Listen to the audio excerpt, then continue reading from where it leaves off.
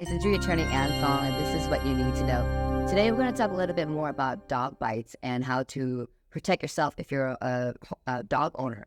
Well, if you are a dog owner and you own your own home, make sure you add your dog onto your homeowner's policy. This will protect you if your dog does end up biting or hurting somebody at your home. So it's very important to let your insurance know that, because if you don't, the dog's on the policy, you have no coverage and you can be personally sued by a victim who's been bitten by your dog. Some of the things as a dog owner, now it doesn't really matter if you have a small dog, a big dog, a vicious dog. I think any dog can bite, even no matter how friendly they are, no matter what breed they are. It happens all the time. So it's not, now the law just provides that it doesn't, any dog that bites anybody is strictly liable. It's called strict liability. So there doesn't need to be that history of a previous bite or a vicious dog.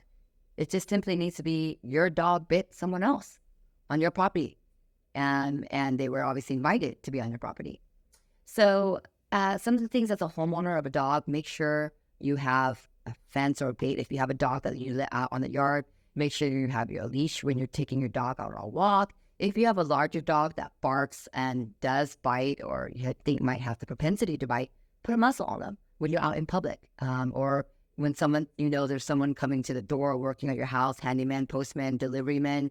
Make sure your dog is secured away. Don't let them run loose when you know people are going to be on your property, especially if there's kids and people or friends or family having over for a party and your dog is not familiar with them and might act up and be apprehensive.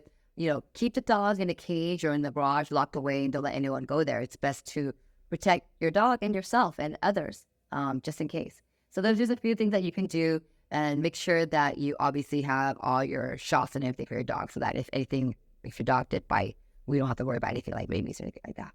And that's what you need to know.